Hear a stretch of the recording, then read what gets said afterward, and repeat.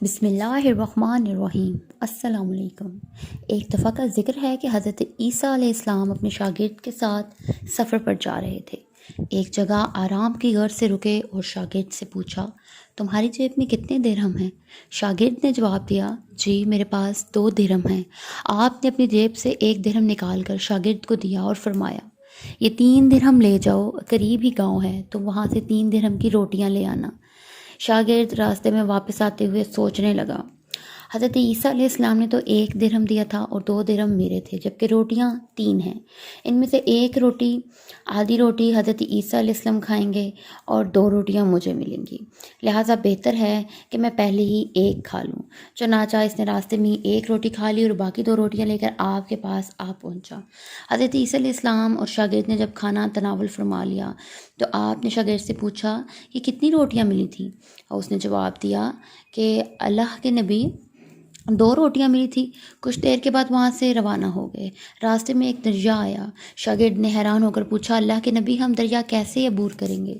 حضرت عیسیٰ علیہ السلام نے فرمایا، گھبراؤ مت، آگے چلو، یہ میرا دامن پکڑ کر پیچھے چلتے آنا، خدا نے چاہا تو ہم دریا پار کر لیں گے۔ چنانچہ حضرت عیسیٰ علیہ السلام نے دریا میں قدم رکھا اور شاگرد نے بھی ان کا دامن تھام لیا۔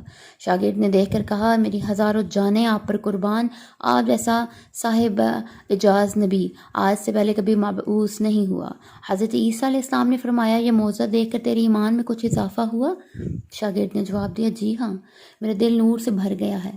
جب حضرت عیسیٰ علیہ السلام نے فرمایا، اگر تمہارا دل نورانی ہو چکا ہے تو یہ بتاؤ روٹیاں کتنی تھیں؟ شاگرد نے جواب دیا، اے اللہ کے نبی، روٹیاں صرف 2 ہی تھیں۔ پھر حضرت عیسیٰ علیہ السلام آگے چل دیے۔ راستوں میں ہرنوں کا ایک گول گزر رہا تھا۔ آپ علیہ السلام نے ایک ہرن کو اشارہ کیا تو آپ کے پاس چلا آیا۔ آپ نے اسے ذبح کر کے اس کا گوشت کھایا اور شاگرد کو بھی کھلایا۔ جب دونوں گوشت کھا چکے تو آپ نے اس کی کھال پر ٹھوکر مار کر کہا، اللہ کے حکم سے زندہ ہو جا۔ ہرن زندہ ہو گیا اور واپس دوسری ہرنوں سے جا ملا۔ شاگرد یہ معجزہ دیکھ کر حیران ہو گیا اور کہنے لگا، اللہ کا شکر ہے جس نے مجھے آپ جیسا نبی اور استاد فرمایا۔ حضرت عیسیٰ علیہ السلام نے فرمایا، یہ معجزہ دیکھ کر تیری ایمان میں کچھ اضافہ ہوا؟ شاگرد نے کہا، اللہ کے نبی، میرا ایمان پہلے سے 10 گنا ہو چکا۔ حضرت عیسیٰ علیہ السلام نے فرمایا، بتاؤ پھر روٹیاں کتنی تھیں؟ شاگرد نے پھر وہی جواب دیا، اللہ کے نبی نے روٹیاں بس 2 ہی تھیں۔ حضرت عیسیٰ علیہ السلام پھر آگے کی جانب چل پڑے۔ ایک جگہ پر قیام کیا تو دیکھتے ہیں کہ ایک پہاڑی کے دامن میں سونے کی 3 اینٹیں پڑی ہیں۔ آپ علیہ السلام نے فرمایا، 1 اینٹ میری اور 1 تمہاری، تیسری اینٹ اس آدمی کی جس نے تیسری روٹی کھائی تھی۔ یہ سن کر شاگرد شرمندگی سے بولا، تیسری روٹی میں نے کھائی تھی۔ حضرت عیسیٰ علیہ السلام نے اس لالچی شاگرد کو چھوڑ دیا اور جاتے ہوئے فرمایا، 3 اینٹیں تم لے جاؤ۔ یہ کہہ کر آپ علیہ السلام وہاں سے روانہ ہو گئے۔